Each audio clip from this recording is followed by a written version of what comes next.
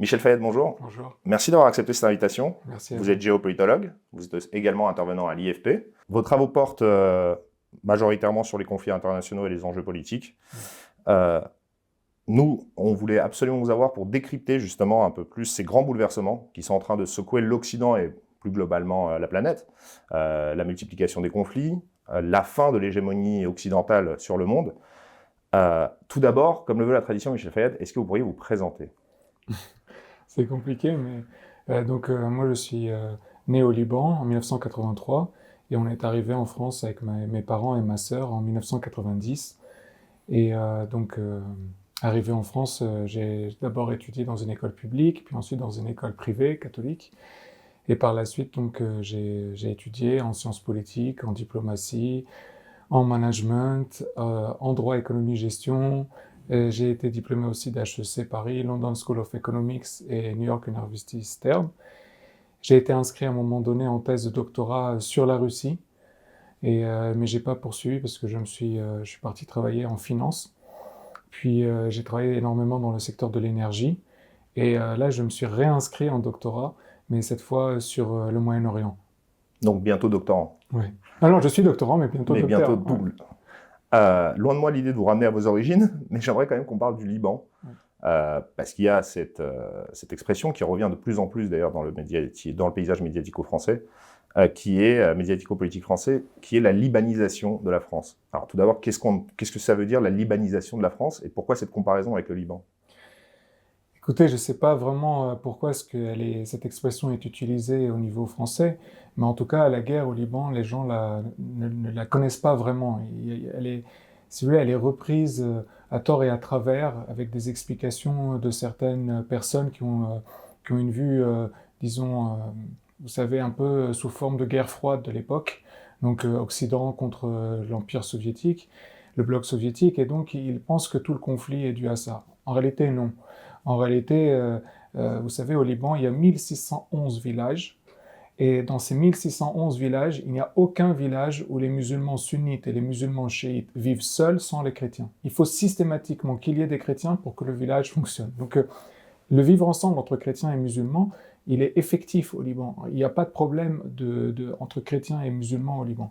Ce qui a créé un problème, une fois que les Palestiniens sont arrivés au Liban, déjà en 1948, suite à la guerre, la première guerre, et ensuite en 1970, lorsque une partie des Palestiniens ont été chassés de Jordanie et où il y a eu Septembre Noir.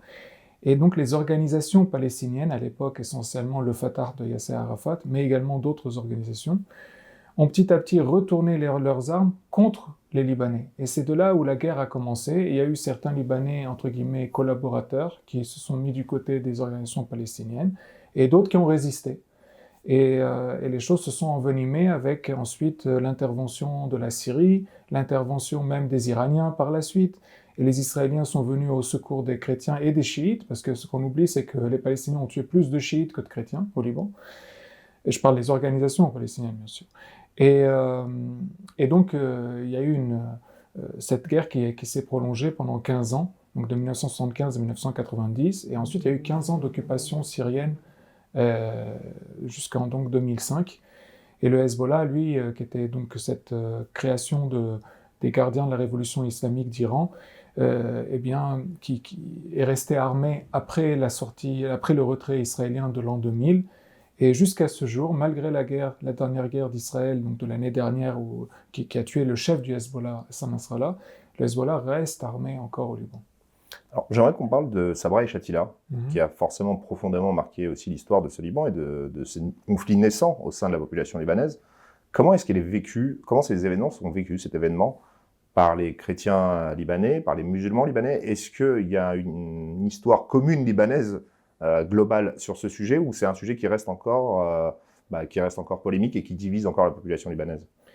Non, bien sûr, le sujet divise encore parce que les uns et les autres veulent lire ce qui est arrivé à travers leur propre positionnement politique.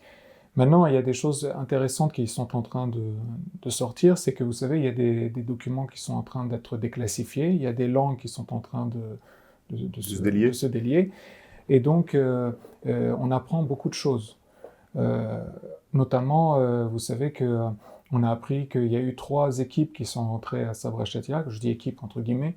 La première, c'était donc une unité israélienne dirigée par Ehud Barak, qui est rentrée avec l'idée de tuer un certain nombre de terroristes, je crois plus de 70 terroristes. Et donc, une fois qu'il a effectué avec son unité ce travail-là, il y a eu une entrée dans les camps de la part de fédayines palestiniens, mais aussi de miliciens musulmans libanais alliés de ces fédayines. Et donc Ehud Barak a demandé à son commandement des renforts. Et ces renforts sont venus à travers la milice libanaise pro-israélienne qui s'appelait l'armée du Liban Sud, qui était donc au niveau de la zone frontalière, la bande frontalière entre le Liban et Israël. Et donc ils sont venus par hélicoptère, parce que les camps de Sabra et Shatila se trouvaient juste à côté de l'aéroport de Beyrouth. Et donc qui n'est pas à Beyrouth, qui est à Chaldée, un peu comme en France, on a l'aéroport de Paris qui est à Roissy ou à Orly. Et donc ces miliciens de l'armée du Liban Sud, qui ne sont pas seulement chrétiens, qui sont également pas mal chiites, et également des druzes, sont rentrés dans les camps, et eux aussi se sont trouvés un peu submergés par le nombre de personnes qui combattaient de l'autre côté, donc palestiniens et musulmans libanais alliés à ces Palestiniens. Et donc ils ont fait appel aux forces libanaises. Les forces libanaises, c'était la plus grande milice chrétienne du Liban. Et en fait, les Israéliens, quand ils ont appelé les forces libanaises en renfort, les forces libanaises ne répondaient pas, parce que leur commandement, en fait, il y avait le commandant en chef Fadi Frem et le chef d'état-major Fouad Abou Nader, qui étaient à dîner chez Amin Gemayel, qui est le frère de Bachir Gemayel, le fondateur des forces libanaises, et qui avait été élu président, puis assassiné juste quelques jours avant Sabra et Shatila. Et donc, ils étaient à dîner chez lui pour revoir comment faire pour la suite. Et donc, il n'y avait pas quelqu'un au niveau du quartier général des forces libanaises qui pouvait prendre une décision de rentrer dans les camps et de se battre. Et donc, les Israéliens ont contacté Eli Obeika. Et Eli Obeika était le chef des services de renseignement et de sécurité au sein des forces libanaises. Et lui, il avait des hommes propres à lui, qui ne faisaient pas partie des forces libanaises, mais qui même avaient été, rejetés d'entrer dans les forces libanaises, parce que soit ils n'étaient pas bien entraînés, soit ils étaient drogués, soit ils étaient des criminels, soit ils étaient... en tout cas, ils étaient rejetés. Et donc ces gens-là, en fait, Eli Obeika a dit aux Israéliens, moi je ne peux pas donner un ordre aux forces libanaises, mais j'ai mes gens, on peut les faire intervenir. Et les Israéliens ont dit, d'accord. Et en fait, dans l'unité d'Eli Obeika, il y avait quelqu'un qui était en charge de ce qu'on appelait les relations extérieures. Relations extérieures, ce n'est pas les relations extérieures du Liban, c'était les relations extérieures à la région contrôlée par les forces libanaises. Et donc, le responsable s'appelait Pierre Risk. En libanais, on dit Pierre Rez. Et son surnom est Akram. Et donc, ce personnage-là est parti donc sélectionner les gens d'Eli Obeika qui devaient rentrer dans les camps. Les gens d'Eli Obeika, leur unité était surnommée les Indiens, les Apaches. En libanais, on les appelle les Hnoud. Et donc, Pierre Risk a donc sélectionné les gens qui sont rentrés dans les camps. Je vais vous dire après ce qui s'est passé, mais au niveau de Pierre Risk, ce qui est très intéressant, c'est que par la suite, dans les années 90, il a donné une interview dans un journal koweïtien, dans lequel il a avoué, qu'il était un agent américain, et qu'il avait toujours été un agent américain. Et ce qui est incroyable, mais vrai, c'est qu'il a fini trésorier de Souha Arafat, la femme de Yasser Arafat, et son amant. Donc, celui qui a organisé l'entrée de ces personnes, eh bien, était un agent américain, trésorier de Souha Arafat à la fin, son amant est très proche de Yasser Arafat aussi. Donc ça fait beaucoup d'ambiguïté qu'on apprend, vous voyez. Et dans les camps, il y a eu, on avait annoncé dans des milliers de morts, et Yasser Arafat, à un moment donné, avait parlé de 5000 morts, et l'ONU avait repris ça dans une résolution en parlant de 5000 morts. Ensuite, quand la Croix-Rouge internationale est venue et a compté les corps, elle en a compté 460. 460, donc 435 hommes, ou 425 hommes. Donc en fait, c'est pas ce qu'on dit, vous voyez. Et une autre chose, c'est qu'il y avait parmi les 460 morts, plus d'une centaine de Libanais. Et donc, pas de Palestiniens. Enfin, il y avait le reste, c'était Palestinien, mais ce n'est pas exclusivement palestinien. Donc, c'est beaucoup plus complexe que ce que l'on croit quand on étudie les chiffres et quand on voit ces révélations. Loin de là, l'idée de justifier quoi que ce soit, ou même d'honorer Léo Beika ou Pierre Risque. Moi, je n'apprécie ni l'un ni l'autre. Mais en tout cas, il est important de dire cette vérité. Et il y a aussi autre chose, c'est que quelques années après, il y a eu un deuxième événement à Sabra et Shatila où il y a eu 4 ou 5 fois plus de morts. Et c'était un affrontement entre les chiites d'Amal et les organisations palestiniennes. Et ça, personne n'en parle, en tout cas pas en France et pas dans le reste du monde. Alors, c'est pour ça que je pense que ces précisions sont importantes. Ça permet aussi de remettre en question le récit qui a été fait par le Hezbollah.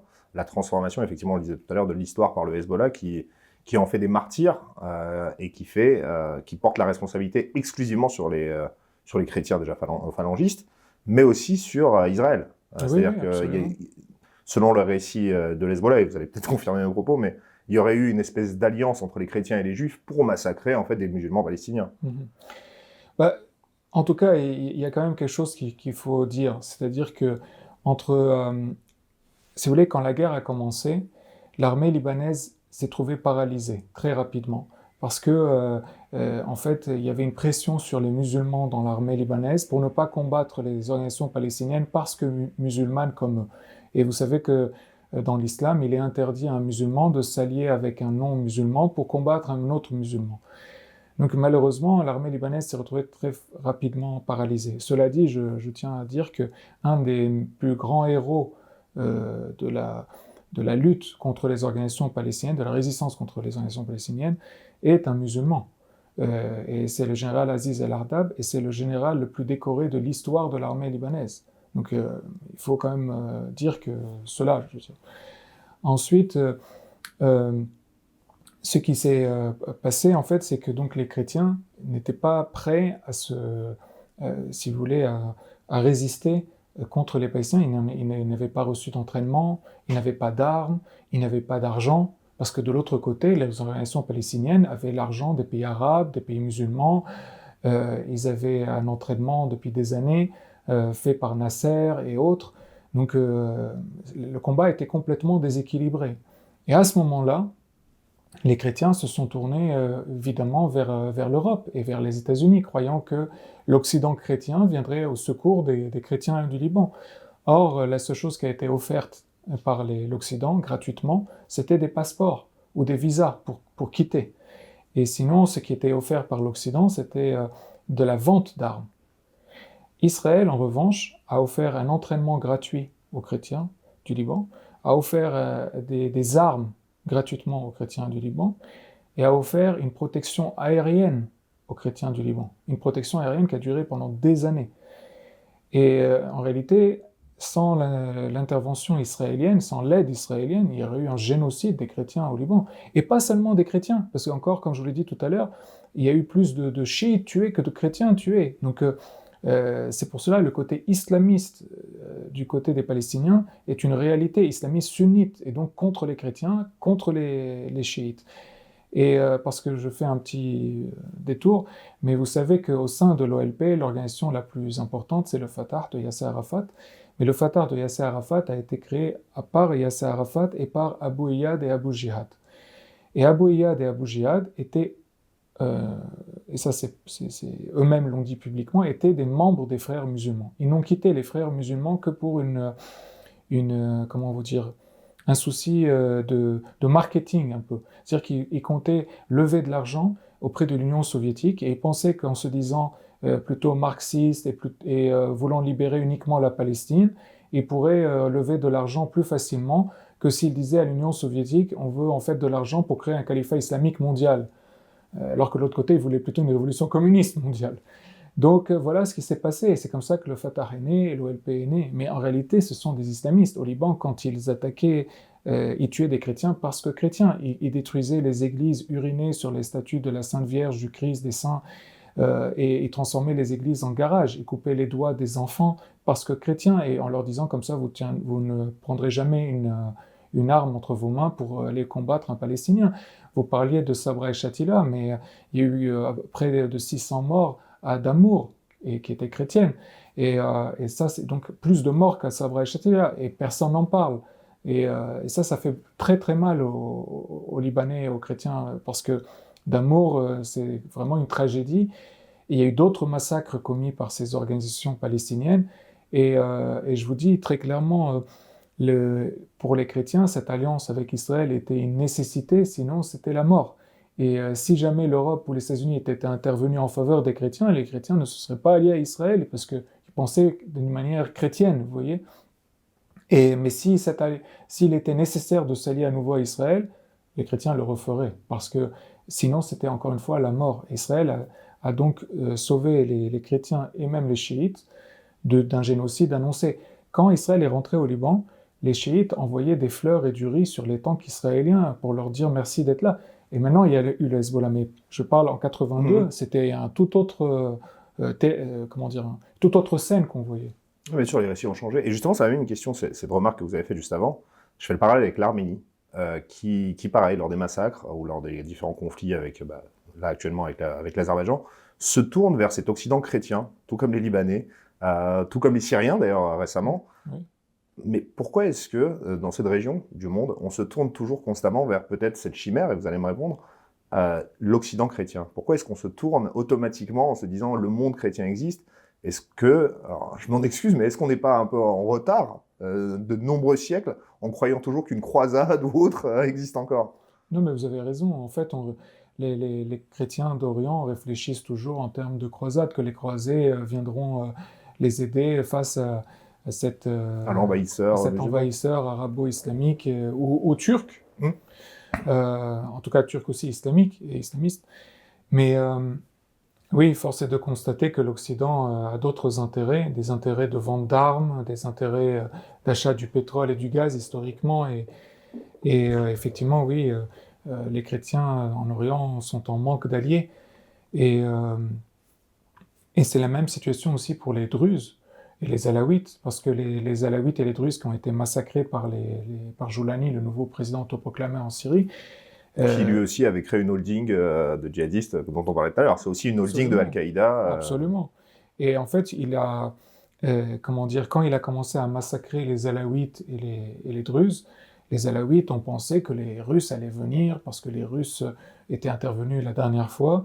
Et puis sinon, si les Russes n'allaient pas intervenir, tenez-vous bien sur votre chaise, les Alaouites pensaient que la France allait intervenir. Parce que les Alaouites ont en mémoire que la France leur avait promis un État alaouite. Et donc ils se sont dit, là, les Français vont venir, et personne n'est venu. Ils se sont fait massacrer. Il y a eu plus de morts en mars contre les Alaouites que le 7 octobre contre les Juifs. Il y a eu 1800 morts avérés, identifiés. Probablement plus que ça, mais ceux qui ont été identifiés, on parle de 1800 morts.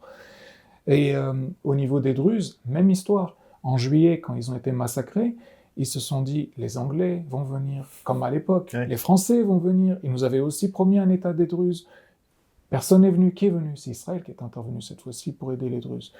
Et là, le chef des Druzes, le chef religieux des Druzes a dit « Je proclame un État druze pour me protéger ». Bizarrement, la France et la Grande-Bretagne n'ont pas reconnu cet État druze. Pourtant, eux qui avaient soutenu cet État. Eux qui avaient soutenu la création d'un État druze, en tout cas les Français.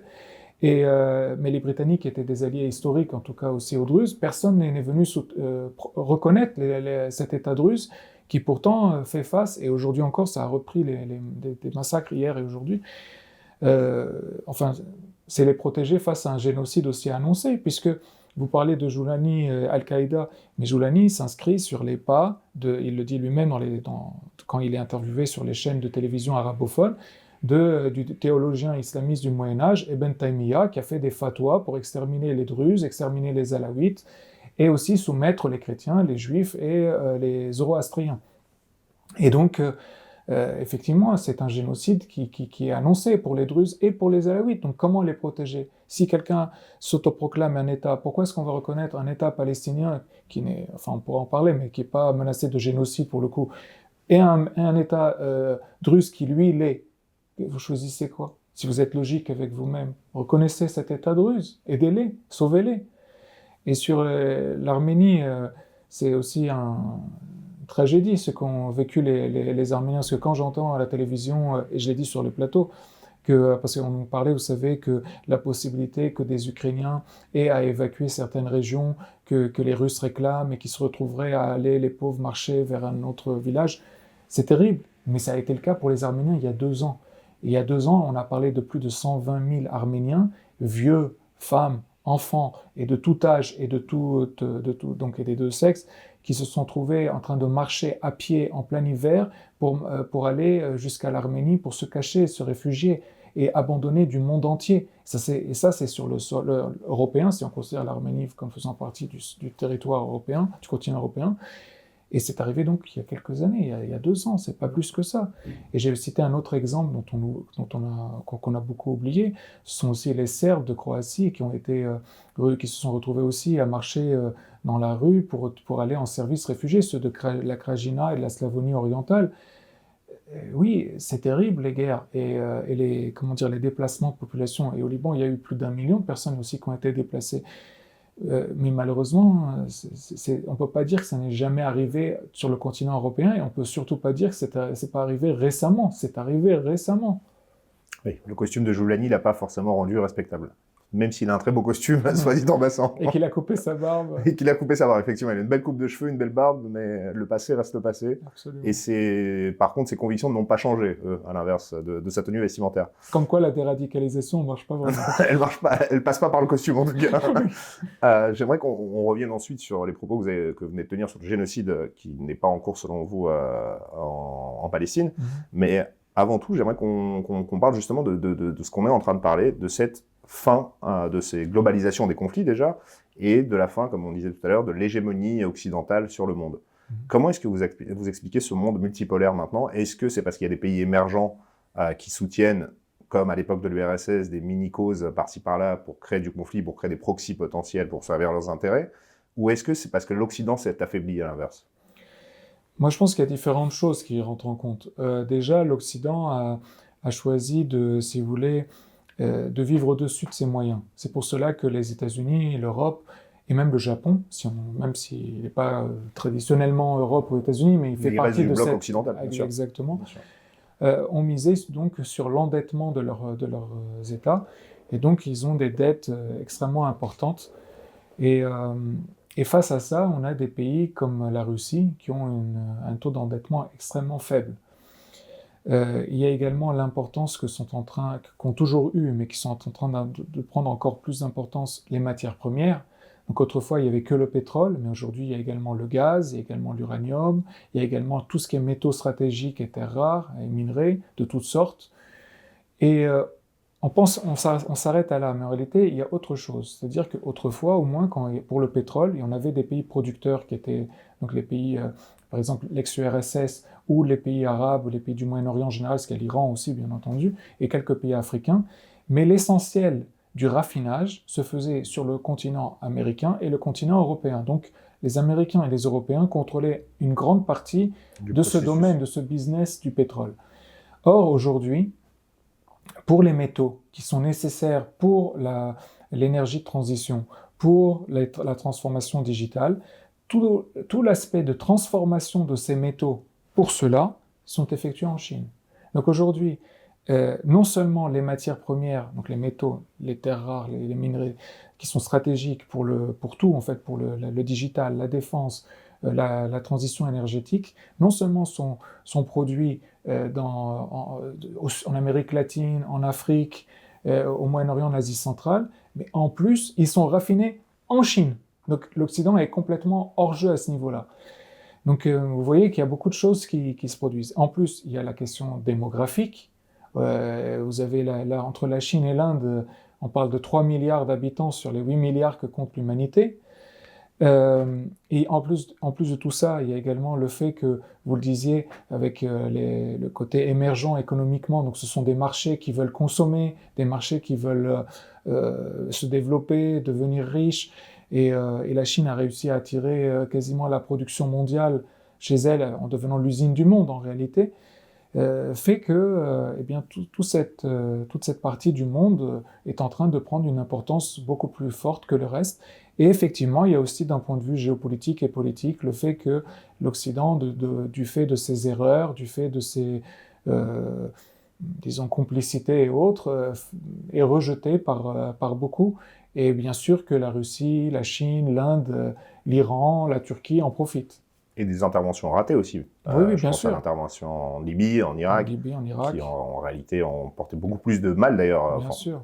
évidemment, ils ont fait beaucoup plus de mal d'abord à la population locale, mais qui ont fait beaucoup de mal aussi aux pays qui sont intervenus, que ce soit Bien sûr, économiquement ou même symboliquement. bien sûr. L'intervention en Irak a été une catastrophe pour les Américains, d'où peut-être ce repli aussi, le non-interventionnisme américain maintenant.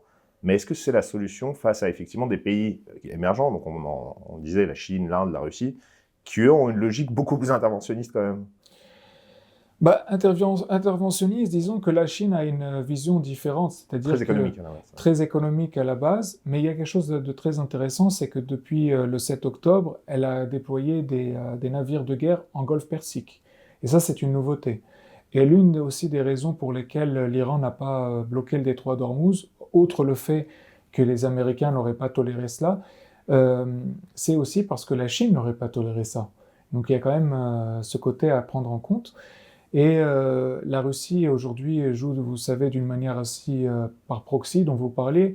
Autrefois avec Wagner, maintenant c'est Africa Corps, je crois, qui est donc qui intervient dans les différents pays en Afrique. Les États-Unis jouent aussi un peu ce jeu-là. Vous parliez de la Libye, mais en Libye il y a le maréchal Haftar à l'est du pays qui a cette particularité incroyable d'être à la fois soutenu par les Américains et les Russes et qui travaille aujourd'hui à déstabiliser la France et l'Europe. Et ça, on en parle très très peu. Mais vous savez que d'après les dernières études, les migrants qui quittent la Libye ne quittent pas la Libye via l'ouest comme autrefois, donc via Tripoli, mais via l'est et Benghazi, et donc sous le contrôle du maréchal Haftar.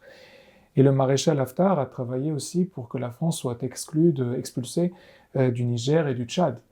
Et donc, il y a quand même cet aspect à prendre en compte. Et on ne fait rien aujourd'hui. Cela montre quand même un certain affaiblissement, malheureusement, de la France, qui, sous Emmanuel Macron, a beaucoup, beaucoup, beaucoup perdu en Afrique. Moi, j'ai beaucoup voyagé sur le continent africain, et je peux vous dire que les gens aiment la France, aiment les Français, mais qu'il y a une incompréhension totale de la politique menée par Emmanuel Macron.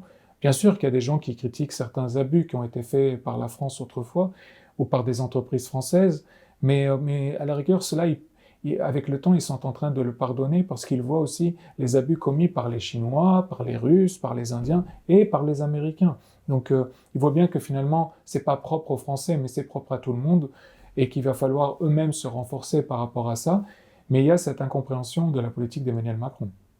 Est-ce que pour vous, il a été, parmi les 5 derniers présidents, on ne va pas remonter jusqu'à De Gaulle, mais parmi les 5 derniers présidents, celui qui a été le plus mauvais en termes de géopolitique? Oui, je pense qu'en termes géopolitiques, il est le plus mauvais ou l'un des plus mauvais. Tous ont fait des erreurs. Giscard d'Estaing, je veux dire, il a soutenu l'invasion du Liban par la Syrie. On parlait du Liban. François Mitterrand a participé à la première guerre du Golfe et a accepté que le Liban soit offert à la Syrie en échange de la participation de la Syrie à la guerre du Golfe. Et comment dire, Jacques Chirac a aussi quand même fait quelques erreurs, notamment de soutenir au Liban Rafik Hariri, et donc l'arabisation, l'islamisation du Liban, et son endettement, parce que si le Liban est sous crise économique aujourd'hui, c'est en raison des 42% taux d'intérêt, notamment donnés par Rafik Hariri à ses amis des monarchies, pétromonarchies arabes du Golfe. Et puis, évidemment, enfin, François Hollande qui n'a pas compris ou n'a pas voulu comprendre que, comme c'est le cas en tout cas aujourd'hui, que Joulani est un vrai danger. C'est-à-dire, autant Bachar el-Assad est un dictateur, autant Joulani est un dictateur en puissance et un djihadiste. Et donc, moi, je peux d'autant plus dire ça que mon père a combattu non seulement les organisations palestiniennes, mais le régime de Hafez el-Assad pour le coup.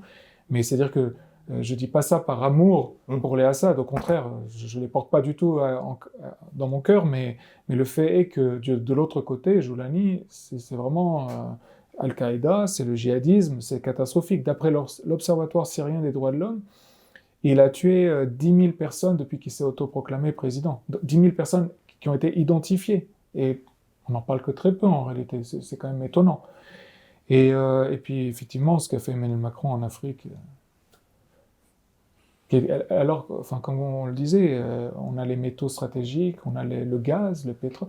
On parle de l'Algérie, des problèmes si on coupe le gaz algérien. Mais enfin, on pourrait acheter du gaz d'Angola, on pourrait acheter du gaz du Nigeria, on pourrait essayer de faire ce que font les Italiens. Qu'est-ce qui nous manque? C'est vrai qu'il y a cette légende du gaz algérien, mais on pourrait peut-être l'expliquer aujourd'hui qu'en réalité c'est très minime, la part d'import du gaz algérien est extrêmement Pour la minime. France. Pour la France, évidemment, pour la France, je parle pour la France. Oui, elle est très minime, mais il y a quelque chose dont on parle très peu. C'est-à-dire que c'est vrai que le gaz algérien est important pour l'Espagne et l'Italie notamment, moins pour la France, même si le gaz algérien participe, voilà. Sauf que ce qu'on dit peu, c'est que c'est pas nous qui sommes plus dépendants du gaz algérien que les Algériens. C'est les Algériens qui sont le plus dépendants de nous comme acheteurs. Parce que si jamais nous, on disait aux Algériens, on n'achète plus de gaz de chez vous, les Chinois n'achèteront pas du gaz auprès des Algériens parce que les Chinois, que les Chinois achètent du gaz algérien, il faut que le gaz algérien sorte d'Algérie, il y a tout ce transport très compliqué jusqu'à la Chine. La Chine préférera acheter du gaz auprès des Russes, auprès des Qataris, demain auprès de l'Iran. Pourquoi auprès de l'Algérie? Et l'Algérie aussi oublie autre chose, c'est qu'à terme, il y aura du gaz qui sera produit et exporté d'Israël, peut-être de Syrie et du Liban, peut-être d'ailleurs, et peut-être même de Libye. La Libye a aussi du gaz en quantité importante s'il y a un investissement qui est vraiment réalisé. Donc l'Algérie a beaucoup à perdre dans cette histoire. Donc il faudrait lui rappeler un peu ce qu'elle a à perdre. Et c'est là où on voit le manque de solidarité européenne. Parce que je vais vous donner un exemple que je dis souvent. Vous savez, lors du premier mandat de Trump, il y avait eu un pasteur américain qui avait été arrêté en Turquie et emprisonné. Et Trump avait demandé à Erdogan de libérer ce pasteur américain. Et eh bien Erdogan refusait. Et Trump lui a dit « je vais détruire ton économie ». Et Erdogan n'avait pas cru. Et en fait, Trump a fait ce qu'il avait promis. Il a commencé à attaquer l'économie turque. Et la livre turque s'est effondrée. Et en 24 heures, Erdogan a libéré le pasteur. Et le pasteur était à la Maison-Blanche en train de remercier Donald Trump.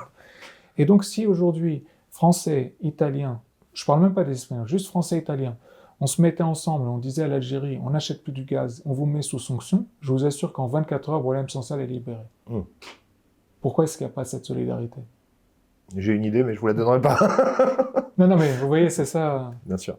J'aimerais qu'on revienne du coup sur le conflit israélo-palestinien, parce que c'est quelque chose sur lequel vous avez beaucoup travaillé. Mais avant tout, j'ai une question qui vient de m'arriver, qui vient d'arriver dans mon esprit. Moi, j'étais au Liban en 2023. Il y a cette scène surréaliste où la bourgeoisie, parce que c'est la bourgeoisie en réalité de Beyrouth, fait la fête constamment.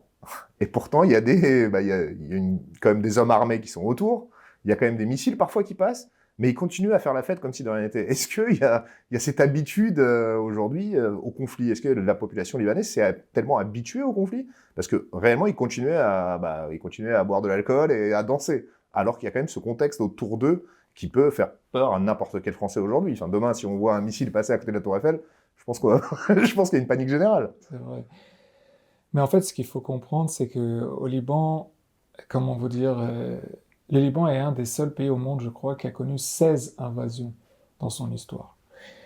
Et il a connu des massacres en 1840 par les Turcs et les Ottomans, en 1860 par les Turcs et les Ottomans, et lors de la Première Guerre mondiale, les Ottomans disaient que les Arméniens méritent d'être tués par l'épée et que les Libanais ne méritent même pas ce sort. Les Libanais méritent de mourir de faim. Et donc ils ont imposé un blocus qui a tué le tiers de la population libanaise. C'est ça l'historique. Et ensuite, quand il y a eu la guerre, eh bien les Libanais, si vous voulez, dès qu'il y avait une accalmie, ils voulaient profiter de la vie. En fait, il y a cette culture de la vie. Et qui fait qu'ils tiennent. Ça fait partie de cette résistance. Durant la guerre au Liban, on continuait à étudier, on continuait à aller au cinéma, on continuait à aller acheter des jouets, on continuait à aller chez les amis, on continuait à faire la fête quand on le pouvait. On a toujours essayé de continuer à vivre. Et donc ça, c'est vraiment dans la culture effectivement libanaise. Il n'y a pas un côté, comment dire, m'en-fichiste de ce qui se passe. C'est une manière de résister aussi. Et donc, et d'ailleurs, cette même bourgeoisie que vous citez, pendant la guerre, effectivement, continuaient à aller faire la fête, mais en même temps accueillaient les musulmans chiites qui fuyaient le sud chez eux. Et les musulmans chiites, quand ils sont repartis chez eux au sud, ont tenu à remercier les chrétiens de la bourgeoisie qui les avait accueillis. Donc il y a quand même ce côté-là qui est important, je pense, à rappeler. Mais oui, ça peut paraître faux aux yeux des Occidentaux. Oui, forcément. Bon, on en revient à un sujet un peu plus sérieux, du coup, donc le conflit israélo-palestinien. Vous l'avez dit tout à l'heure, pour vous, ce n'est pas un génocide. J'aimerais bien qu'on y revienne, parce que, bon, Rima Hassan et autres figures de la gauche française le qualifient comme un génocide, et d'ailleurs, l'Organisation des Nations Unies le qualifie comme un génocide aussi. Pourquoi ce n'est pas un génocide pour vous? Écoutez, déjà, on nous dit qu'il y a 65 000 morts. Mais c'est-à-dire c'est les chiffres du Hamas, et c'est ce que nous dit c'est du côté du Hamas qu'on nous dit ça. Et puis on nous dit pas, parmi ces 65 000 morts, combien il y a eu de morts parmi eux qui étaient des combattants, et parmi eux ceux qui n'étaient pas des combattants. Ensuite, moi je sais ce que c'est qu'une guerre urbaine.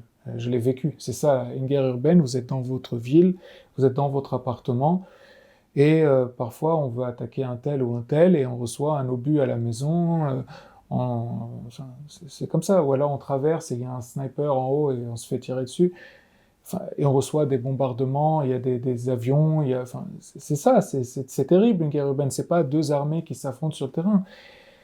Et il y a une chose que j'aimerais dire, c'est que, vous savez, quand les Israéliens frappent, ils vous disent avant qu'ils vont frapper là. Bon, après, on peut les critiquer parce qu'ils vont frapper, mais au moins ils préviennent. Et, bon, quand c'est de l'autre côté, par exemple au Liban, quand les Syriens bombardaient, ils prévenaient pas qu'ils allaient bombarder, vous voyez, donc ceux qui sont présents mouraient. Donc, est-ce qu'il y a cette intention réellement génocidaire de la part des Israéliens de tuer les Palestiniens de la bande de Gaza? Il y a plus de 2 millions d'habitants dans la bande de Gaza. Si en 2 ans, ils n'ont tué que 65 000, si on prend le chiffre du Hamas, c'est quand même assez loin du compte. Et si, disons, 30, 40, 50, 60% sont des civils ou des militaires, ça fait encore moins que ces 65 000. Donc, en fait, il est où ce génocide? Maintenant, le fait qu'il y ait des morts civiles, c'est une tragédie. Et loin de là, l'idée de dire que c'est pas terrible. Je sais de quoi je parle. Mais de là à parler de génocide, il y a eu d'autres génocides qui sont incomparables. Le génocide des Juifs sous la Deuxième Guerre mondiale, le génocide des Arméniens, et le génocide de Libanais dont on a parlé, au Rwanda. Enfin, il y a des génocides c'est incomparable. Et même en termes de bombardement. Et sachant que le but, je vous interromps 30 secondes, le but était quand même d'exterminer une population. C'est-à-dire que le but d'un génocide est affiché. C'est l'extermination d'un peuple, d'une civilisation. Bien sûr. Et d'ailleurs, on parle souvent, oui, mais dans le gouvernement israélien, il y a Ben Gvir et Smotrich, donc les extrémistes, qui disent que, très bien, ils disent que ce sont des extrémistes, ce sont des salauds, ce sont des génocidaires, si vous voulez, comme vous voulez. Mais jusqu'à preuve du contraire, il n'y a pas eu de décision au niveau de l'ensemble du Conseil des ministres pour adopter une politique génocidaire ou d'extermination de tous les Palestiniens de la bande de Gaza ou d'ailleurs. J'ai jamais vu ça jusqu'à maintenant. Si c'était le cas, on pourrait le condamner. Mais jusqu'à maintenant, ça n'a pas été le cas. Donc on peut condamner un Ben Gvir ou un Smotrich, mais on ne peut pas dire Israël est génocidaire ou a une intention génocidaire. Même Netanyahou, on ne l'a pas entendu dire ou proclamer cela. Et preuve en est, aujourd'hui, il y a un cessez-le-feu. Et ce cessez-le-feu, pourquoi est-ce qu'il fait un cessez-le-feu s'il veut vraiment exterminer tous les Palestiniens? Ça n'a pas de sens, vous voyez? Donc, il y a aussi autre chose. Les bombardements dans cette guerre urbaine, on estime à peu près 18 kilos d'explosifs, la moyenne reçue par Palestinien au-dessus de sa tête. À titre de comparaison, au Liban, les chrétiens d'Ashrafiyeh, ce qui est à peine, c'est peut-être... c'est même pas 10 km², alors que la bande de Gaza, c'est 378 km², ont reçu l'équivalent de 65 kilos d'explosifs sur la tête. Donc, si on parle de génocide dans la bande de Gaza, alors qu'est-ce qui s'est passé à Ashrafiyeh, donc le quartier de Beyrouth, à l'époque de la guerre du Liban? C'était un ultra-génocide. Pourquoi personne n'en a parlé? Vous voyez, je pense que chaque mot compte. Et Et au sein des Nations Unies, il y a des gens qui font de l'idéologie et de la politique et ne font pas réellement quelque chose de vraiment vrai, quoi. De factuel, ouais. Et justement, aujourd'hui, il y a un potentiel accord sous l'impulsion de Trump qui va être trouvé avec le Hamas. Pourtant, en France, la gauche, du moins l'extrême gauche française, enfin l'extrême gauche, la gauche française, dénonce ces accords et trouve qu'ils sont injustes. Est-ce que c'est pas parce que, comme vous le disiez peut-être très justement tout à l'heure, les nouvelles générations occidentales ne savent plus du tout ce qu'est une guerre. Et en l'occurrence, effectivement, une guerre urbaine, qui est une guerre qui n'est pas entre deux États, qui n'est pas entre deux armées, mais qui se passe effectivement au plus près des civils. Est-ce qu'on a oublié peut-être cette notion de guerre? Oui, je pense que en Occident, on connaît mal les guerres urbaines, alors qu'on en a vécu, comme je dis, la guerre en Yougoslavie, c'était une guerre urbaine. Même la guerre dans le Haut-Karabakh, finalement, ils rentraient dans les maisons, dans les villes, c'était aussi de la guerre urbaine. Face d'ailleurs à une population qui était désarmée, qui n'a pas en capacité de se battre. Et disons que oui, il y a cette incompréhension, mais à cela, c'est ajouté autre chose. C'est ajouté que, il y a eu cette convergence des luttes entre cette gauche qui veut remplacer son prolétariat qui est parti voter pour le Rassemblement national, grosso modo, par ces immigrés devenus français ou français d'origine immigrée, qui, selon eux, sont acquis à la cause palestinienne, qui est la cause des causes d'après les frères musulmans. C'est les frères musulmans qui ont fait de la cause palestinienne la cause des causes. Et quand je dis les frères musulmans, c'est du côté sunnite, les frères musulmans, mais aussi du côté chiite, qu'on appelle les khomeinites, parce que les khomeinites ne sont rien d'autre que des frères musulmans chiites. Et donc, chez les deux, il y a cette idée de la cause palestinienne au-dessus de tout. Et ce que j'ai dit dans les médias, et personne malheureusement l'avait dit avant, et je me suis senti obligé de le dire et de le répéter, c'est que ce drapeau n'est pas un drapeau palestinien. Ce drapeau, c'est le drapeau du califat arabe islamique du shérif Hussein de la Mecque. Et quand le shérif Hussein de la Mecque avait établi son califat, il avait choisi ce drapeau comme étant le drapeau de son califat. Et quand son califat est tombé, il y a eu le mufti de Jérusalem qui avait proclamé sa volonté de faire le djihad contre les Juifs, jeter les Juifs à la mer, et il rêvait d'être calife. Et il a adopté ce drapeau. Donc en fait, ce drapeau, c'est vraiment le drapeau du califat.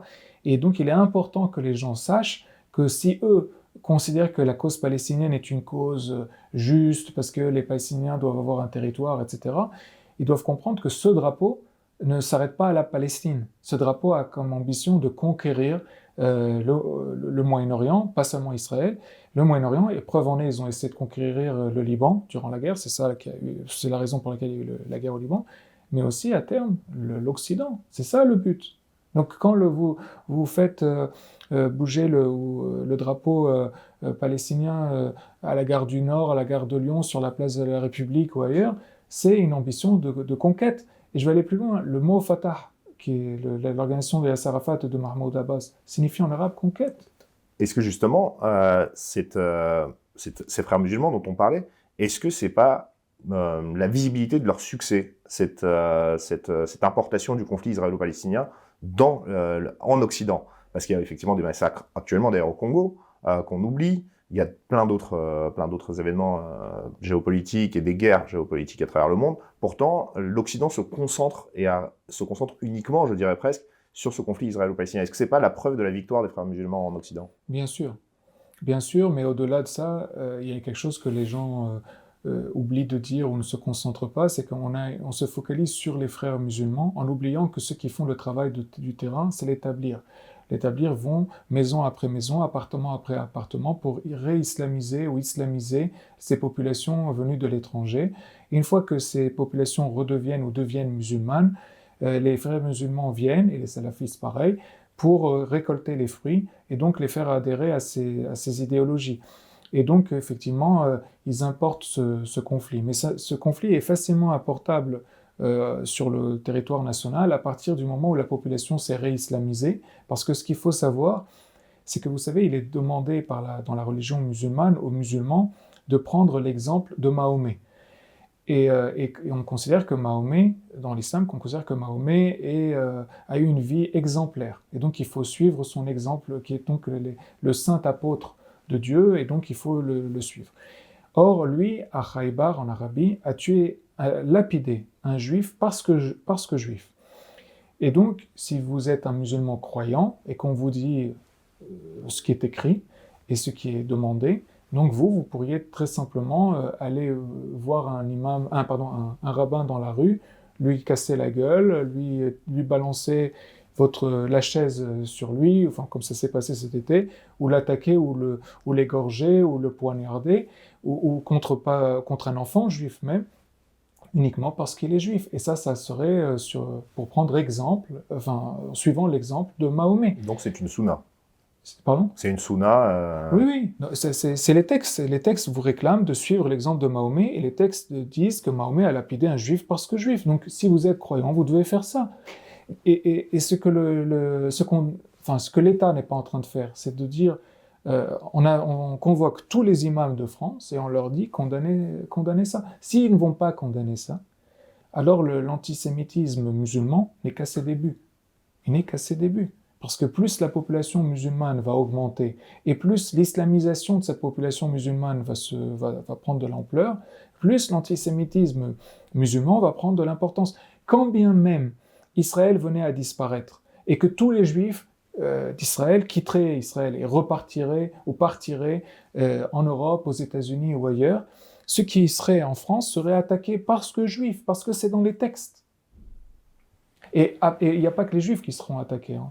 Les chrétiens aussi, bien sûr. Mais je veux dire, sur les juifs. Est-ce que justement, on pourrait comparer les frères musulmans à un cancer, à une pieuvre d'ailleurs, au tout début, mais j'aimerais qu'on réponde à cette question, ou cette rhétorique qui est toujours posée aux frères musulmans, c'est à ceux qui dénoncent en tout cas les frères musulmans, c'est « moi des frères musulmans, j'en ai jamais vu ». Alors oui, on les voit pas, mais comment on voit pas les cellules d'un cancer, hein.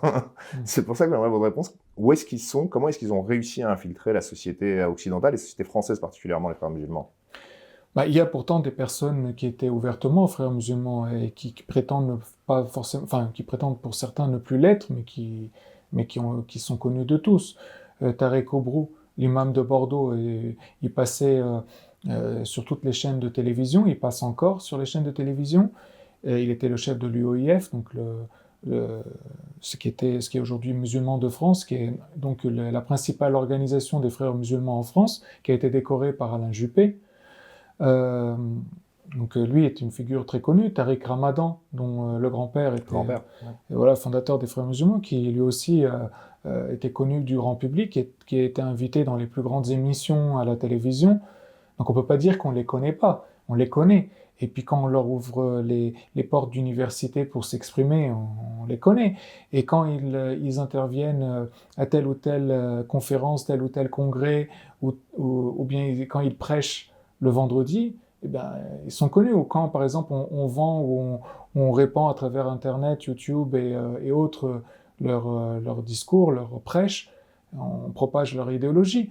Et puis il y a aussi, bien sûr, la présence en France de tout ce qui est satellite et câble, et aujourd'hui Internet, qui permettent aux populations musulmanes d'écouter des Al Jazeera et autres, qui bien entendu participent au lavage de leur cerveau.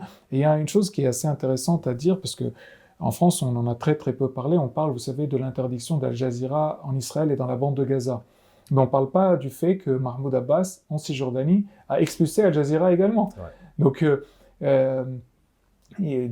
pour les musulmans en France, il faudrait à mon sens, qu'ils se posent la question du fait que Mahmoud Abbas aussi a expulsé Al Jazeera. Donc, peut-être qu'Al Jazeera ne dit pas la vérité telle qu'il croit être la vérité, puisque Mahmoud Abbas la rejette aussi.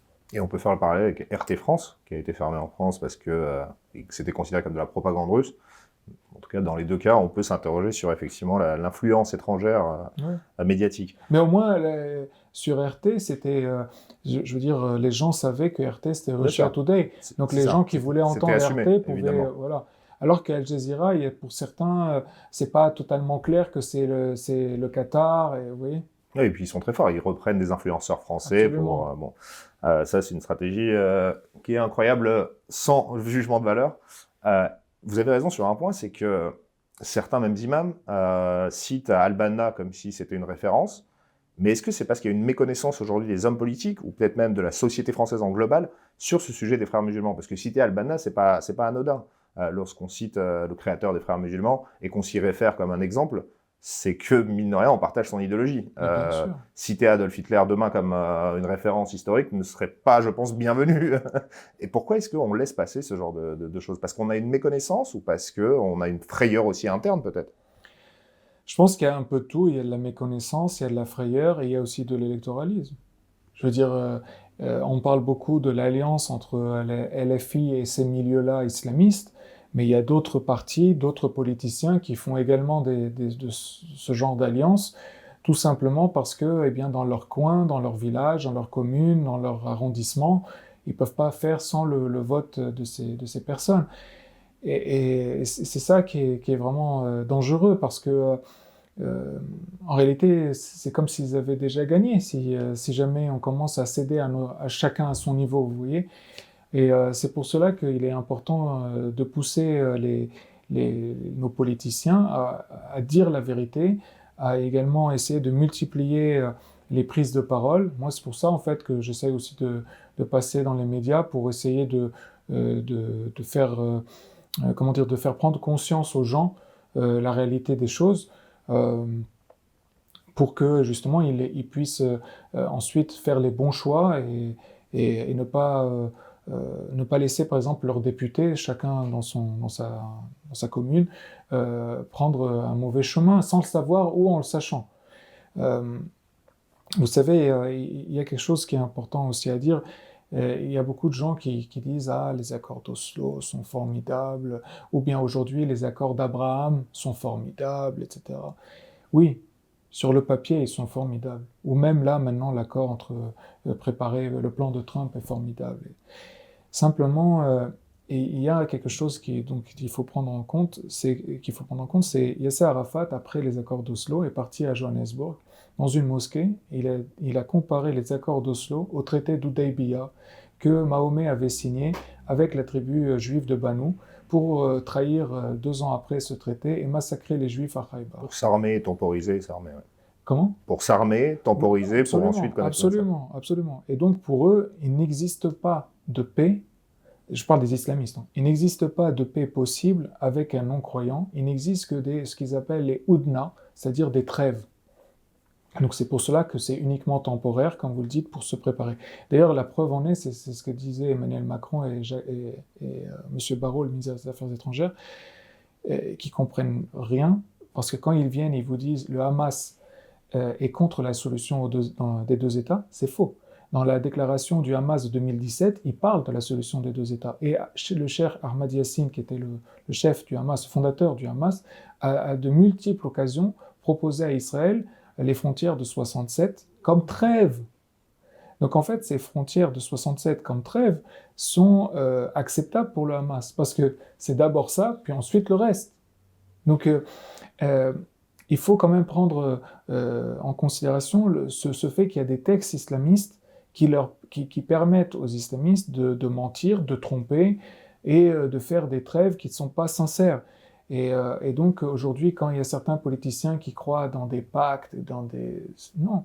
Moi, je crois, comment dire, au fait d'intégrer des musulmans en tant que personne, parce que toute personne peut être intégrée, toute personne ne peut ne pas être intégrée. Mais l'islam en tant que tel, et l'islamisme encore moins, ne peuvent pas être intégrés par leur définition même. C'est pas les insulter ou les trahir comment dire, ou leur faire du tort. Mais quand dans le Coran il est dit Islam, din wa dawla wa dunya, c'est-à-dire Islam, État, religion, société, de fait, c'est contre les valeurs de laïcité, de république. Donc, oui, de n'importe quelle autre société d'ailleurs. Parce que c'est un régime, c'est un régime juridique. Donc oui, donc ils veulent un État islamique. Et donc celui qui dit que l'islam est compatible avec la République, soit il ment, soit il ne sait rien, soit il comprend rien. L'islam n'est pas compatible avec la République. Par contre, les musulmans, eux, sont intégrables en tant que citoyens français, parce que, comme j'ai dit, en tant que personne, en tant qu'individu, chacun peut être intégré ou pas intégré. Il y a également des non-musulmans qui ne sont pas intégrés aussi. Tout dépend donc de cette volonté individuelle d'appartenir à la société française ou pas. Mais est-ce que l'islam ne peut pas, en Occident, peut-être un message d'espoir, hein, se transformer comme l'a fait le catholicisme et autres par rapport à la République, c'est-à-dire s'adapter au final, oublier ce code juridique et vivre selon les normes et les lois françaises, en effectivement délaissant du coup les codes de la charia. Moi, je ne crois pas qu'on puisse réellement comparer le christianisme et l'islam, euh, parce que, encore une fois, le christianisme ne visait pas à créer un État théologique chrétien, même si, disons, il y a eu cette importance que le clergé a eue de par l'histoire, mais il n'empêche qu'il n'y a pas eu cette idée d'État théologique inscrit dans la Bible. Non, il n'y a pas ça. Il y a au contraire la séparation entre, enfin, rendez à César ce qui est à César et à Dieu ce qui est à Dieu. Et ce qui n'est pas le cas dans l'islam. Donc, non, moi, ce que je pense qui est possible, c'est encore une fois d'essayer d'intégrer les musulmans en tant que personnes, en tant qu'individus, sans essayer de rendre compatible l'islam, parce que ça, c'est pas possible de rendre compatible l'islam. D'ailleurs, qui pourrait se prononcer au nom de l'islam? Parce que c'est ça aussi, c'est-à-dire que le catholicisme... Et lequel d'islam Oui, d'ailleurs. voilà. Mais le catholicisme, au moins, il y avait un pape, il y a un pape. Même dans l'orthodoxie, il y a des patriarches. Même pour les protestants, ils ont aussi des présidents d'alliance ceci ou alliance cela. Chez les juifs, ils ont aussi des grands rabbins. Vous voyez, mais par contre, chez les musulmans, il y a souvent un moufti de la République, mais il est désigné par l'État. Et là, quand la France n'étant pas un État musulman ou un État religieux, ne va pas désigner un moufti. Et encore, même si la France désignait un moufti, est-ce que ce moufti serait reconnu par les musulmans? Enfin, vous voyez, Et l'islam institutionnalisé qu'on a essayé de bâtir en France, il s'est transformé en islam des ambassades, où chaque pays essaye d'influer. Enfin, ça marche pas. Il faut vraiment, à mon sens, intégrer les gens, essayer de les franciser eux, de les intégrer à cette société française eux, parce que sinon l'islam, en tant que tel, essaiera toujours de bâtir quelque chose de parallèle à la République.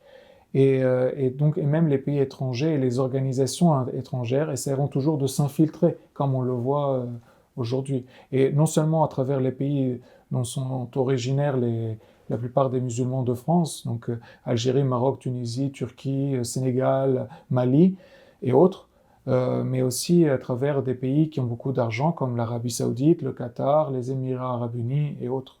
Alors, sachant qu'il y a un combat idéologique au sein même des islamistes, parce que le wahhabisme et les frères musulmans, c'est pas pareil. Le Qatar fait la guerre à l'Arabie Saoudite, c'est assez complexe. Mais c'est pour ça que je posais la question de la méconnaissance peut-être de tous ces enjeux qui aujourd'hui nous touchent particulièrement, mais qu'on a souvent négligés, surtout dans les années 90, qu'on a totalement négligé. Bon, le temps file, donc on va peut-être finir par conclure. Peut-être dernier sujet, j'aimerais qu'on revienne sur le conflit russo-ukrainien, sur lequel vous vous êtes de nombreuses fois exprimé. J'en profite pour faire une petite pub quand même, parce que on a un documentaire, on parlait de l'Arménie tout à l'heure, un documentaire sur l'Arménie qui a été fait justement juste après les événements du Haut-Karabakh, et un documentaire que j'ai fait aussi en allant directement dans le Donbass l'année dernière, pour visiter ce Donbass. Et justement, j'aimerais qu'on parle de ce Donbass qui est devenu russe, de ce Donbass russe. Comment est-ce que vous analysez cette prise de territoire par la Russie, du territoire, enfin, de l'ex-territoire ukrainien, le Donbass, et comment est-ce que vous analysez le regard qu'on a en tant qu'occidentaux sur ce conflit?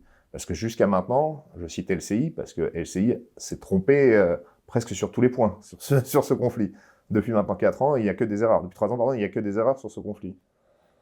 Bon, moi, j'interviens aussi sur LCI. Je parlais pas forcément de vous, mais vous voyez très bien de qui je vise en particulier. Je plaisante.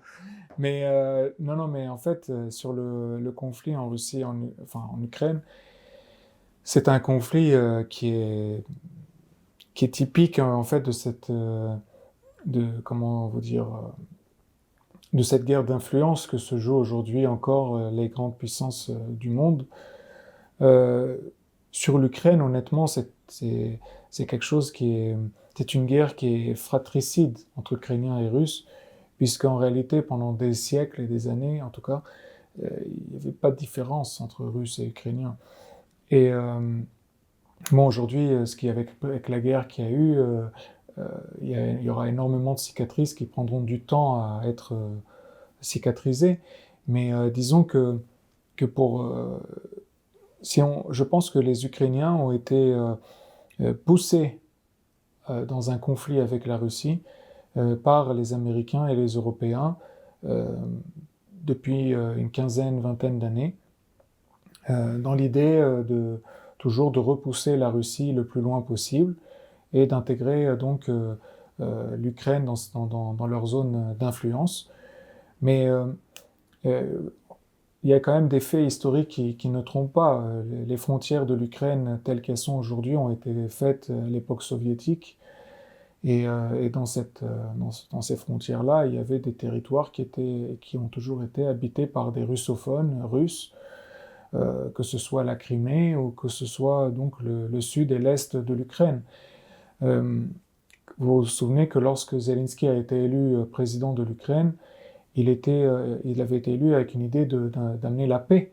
Il a été élu principalement par les russophones, dans cet espoir-là, parce qu'il y avait déjà eu 14 000 morts dans le Donbass dont vous parliez. Et je pense qu'il y avait une possibilité, il pouvait faire quelque chose malgré le fait que les Russes avaient annexé la Crimée. Il avait encore cette possibilité de mettre en place une sorte de fédération, une sorte de confédération, voire même, sans aller jusqu'à une fédération ou une confédération, mais au moins faire comme les Espagnols ou les Italiens, un système de régionalisme, où il y aurait eu une certaine autonomie linguistique et culturelle pour les russophones. Et au lieu de ça, eh bien, on leur a dit, vous ne pourrez plus parler le russe. Et il y a eu cette guerre aussi contre le Donbass, justement, qui s'est poursuivie. Et il y a aussi le fait que l'Ukraine est rongée par la corruption. Et l'Ukraine a eu d'énormes dettes, des dettes colossales. Et le FMI, avec lequel l'Ukraine était en train de négocier, eh bien, avait des conditions que l'Ukraine ne pouvait pas accepter. Et en fait, l'Ukraine a été poussée vers cette guerre en se disant on va avoir de l'argent, on va essayer de récupérer ces territoires, parce qu'il y avait des extrémistes aussi du côté ukrainien. La brigade Azov, on en parle très très peu, mais en France, mais il y a des images que vous pouvez voir sur YouTube, et même de comptes qui ne sont pas des comptes russes ou pro-russes ou je ne sais quoi, même des comptes, je crois, comme sur Euronews, je crois qui est quand même la chaîne de l'Union européenne, où vous voyez donc avant la guerre comment Zelensky voyage dans l'est du pays, près du Donbass justement, et il rencontre des gens de la brigade Azov qui le bousculent. Et donc ils lui mettent cette pression, même physique lui-même, qu'il doit vraiment être de leur côté et se battre. Et il y a quand même quelque chose, il y a aussi un antisémitisme en Ukraine, et lui, il est vu par certains comme juif, pour d'autres non, parce qu'il dit qu'il a été baptisé, qu'il a baptisé ses enfants, mais il n'empêche qu'il y a cette rumeur-là, et qui fait qu'il a aussi cette crainte personnelle de peut-être arriver à un accord avec la Russie à un moment donné, où il céderait forcément du coup des territoires, et passerait pour le juif traître, le traître de service, le juif de service. Et donc il y a quand même cela aussi à prendre en considération. C'est vraiment dommage qu'il y ait ce conflit. Et aujourd'hui, vous avez déjà 500 000 Ukrainiens qui ont été tués. Il y a 11 millions, je crois, d'Ukrainiens qui ont quitté l'Ukraine. Donald Trump a déclaré il y a 2 semaines, je ne sais pourquoi et comment, que l'Ukraine pourrait récupérer tous ces territoires. Mais sur le terrain, et c'est vrai que les Russes n'ont avancé que de 1% en plus de 1000 jours de guerre, après avoir conquis 19% quand même. Mais en même temps, si vous étudiez la méthode russe militaire sur le terrain, c'est une méthode qui consiste en réalité à détruire l'armée ukrainienne. Et donc l'objectif n'est pas immédiatement le territoire, mais vraiment de détruire l'armée ukrainienne. Parce qu'ils se disent, si on détruit l'armée ukrainienne, prendre le territoire ensuite sera très simple. Et donc quand on dit « Ah, mais les Russes n'avancent que très peu », c'est ne pas comprendre en réalité la stratégie russe, et telle qu'elle est conçue d'un point de vue militaire. Et une dernière chose que je voudrais dire, c'est qu'on parle beaucoup de la Russie pouvant conquérir d'autres pays dans l'Europe. Moi, je n'y crois pas. À part si la Biélorussie venait s'il y avait un risque que la Biélorussie tombe dans le giron occidental, là, on pourrait assister effectivement à une intervention russe. Mais sinon, je pense que la Géorgie reste une ligne rouge, mais ne fait pas partie de l'Union européenne. Et l'autre pays dont on parle très peu, mais qui pourtant pourrait être une cible russe si jamais il se passait quelque chose, c'est le Kazakhstan. Parce qu'en janvier, avant la guerre en Ukraine, en janvier 2022, il y avait une tentative de coup d'État au Kazakhstan et c'est Poutine qui était intervenu pour sauver le président qui est resté du coup en place. Parce que le Kazakhstan, c'est un pays où il y a le tiers de la population qui est russe ou russophone. Et c'est un pays où il y a également les fusées russes qui décollent. Et c'est un pays qui dispose aussi d'énormément de ressources pétrolières, gazières et en métaux stratégiques dont on a un peu parlé, de terres rares et d'uranium. Le Kazakhstan est le principal fournisseur d'uranium pour la France pour son nucléaire. Et donc le Kazakhstan, oui. La Géorgie, oui. La Biélorussie, au cas où, oui. Mais les autres pays, je me brûlerais en disant que oui, je ne pense pas que les autres seraient attaqués. Tout à l'heure, on parle de guerre militaire, mais il y a aussi une autre guerre que j'aimerais aborder, c'est la guerre symbolique. Parce que, mine de rien, cette guerre du symbole, la Russie arrive de plus en plus à la gagner aussi, notamment par la reconstruction du Donbass, où ils ont reconstruit quand même le Donbass pour les habitants. Donc c'est un plan Marshall bis qui a été fait, bien évidemment, pour récupérer le soutien des russophones dans le Donbass, faut pas être naïf. Mais il y a aussi cette autre guerre qui est C'est ce qu'ils ont fait en Tchétchénie aussi. C'est ce qu'ils ont fait en Tchétchénie, tout à fait. Mais il y a aussi cette guerre du symbole qui, en Occident, où de plus en plus de pays commencent à lâcher l'Ukraine en réalité, où surtout la population se désolidarise de plus en plus de ces Ukrainiens, effectivement pour des affaires de corruption qui sont révélées, ou parce que c'est un conflit qui s'enlise et qu'on n'arrive plus du tout à voir la victoire ukrainienne, ou peut-être aussi par un sentiment d'identité où on estime qu'on n'a finalement pas grand-chose à voir en tant que Français avec les Ukrainiens. Oui, puis il y a aussi l'aspect économique. Les gens en ont marre aussi que leur argent aille en Ukraine parce qu'effectivement, ils considèrent que ce n'est pas leur guerre, à tort ou à raison que ce n'est pas leur guerre. Et il y a aussi une chose, c'est que finalement, on en parle très très peu, mais le fait qu'il y ait aussi ce complexe militaro-industriel européen et américain qui profite de cette guerre. Si vous voulez, en Europe, on a dépensé énormément pour ce complexe militaro-industriel. Et puis aujourd'hui, Donald Trump nous demande en réalité de subventionner le sien, puisque comme il ne veut plus rien payer, rien investir, et que c'est nous qui payons pour l'Ukraine, pour que l'Ukraine paye à son tour les Américains, en réalité, on subventionne le complexe militaro-industriel américain également. Et malheureusement, quand les complexes militaro-industriels ont un intérêt dans une guerre, eh ben, ils ont aussi un intérêt à ce que ces guerres durent. Et c'est là où c'est catastrophique pour les populations, à la fois les populations ukrainiennes qui sont elles-mêmes les victimes, bien sûr. Mais aussi pour les populations comme les nôtres qui devront mettre la main à la poche pour ça. Et il y a quelque chose aussi dont on parle très peu, même si j'essaie de le faire déjà, c'est le fait que les Allemands aussi profitent de cette guerre pour se reconstituer en tant qu'armée, en tant que puissance militaire et même en tant que puissance diplomatique. Puisqu'on parle d'un budget militaire allemand à venir de 160 milliards d'euros. Et on sait aussi que les Allemands ont réclamé à plusieurs reprises la rotation de la puissance nucléaire française, et encore également la possibilité peut-être de faire une rotation du siège de la France au Conseil de sécurité des Nations Unies, ou en tout cas l'intégration de l'Allemagne au Conseil de sécurité des Nations Unies. Il y a quand même quelque chose où l'Allemagne a réussi, c'est au moment justement de la négociation du nucléaire avec l'Iran, et il y a eu ce qu'on appelle les 5+1, donc le Conseil de sécurité des Nations Unies, plus l'Allemagne, l'Union européenne. Donc vous voyez, l'Allemagne essaye aujourd'hui, première puissance économique d'Europe, donc utilise cette guerre et l'affaiblissement économique de la France pour devenir la puissance à part entière à tous les niveaux, y compris là où la France est encore la première, c'est-à-dire l'aspect militaire et diplomatique. Michel Fayed, merci. Le temps file, comme je vous l'ai dit tout à l'heure. J'aimerais peut-être que, vous laissez le dernier mot évidemment, mais peut-être que ces derniers mots, et je vous le suggère, pourraient être les éléments de base de compréhension de géopolitique pour ceux qui nous regardent, pour comprendre ce genre de conflits, effectivement, qui ne sont jamais manichéens, il n'y a pas de gentils ou de méchants, il faut souvent voir au-delà. Quelles seraient-vous les bases pour comprendre et pour analyser un conflit ? Je pense que pour comprendre déjà le conflit au Moyen-Orient, il faut comprendre l'aspect religieux des choses. Si vous ne voyez ou si vous ne lisez ou n'écoutez que des pseudo-experts, quel que soit leur organisme ou leur titre, qui vous parlent de tout sauf de religion, c'est qu'ils vous indiquent en erreur. Parce que l'aspect numéro 1 des choses au Moyen-Orient, c'est l'aspect religieux. Les gens pensent, réfléchissent et vivent le facteur religieux en premier lieu. Et sinon, pour tous les autres conflits, il faut toujours penser vraiment, essayer de se mettre à la place des belligérants et essayer de comprendre qu'est-ce qu'ils recherchent d'un point de vue politique, d'un point de vue religieux, d'un point de vue économique, d'un point de vue stratégique. Et il faut voir aussi donc, tout ce qui est aussi matière première, tout ce qui est mer, tout ce qui est infrastructure, et pour bien comprendre l'étendue des conflits et la réalité des conflits.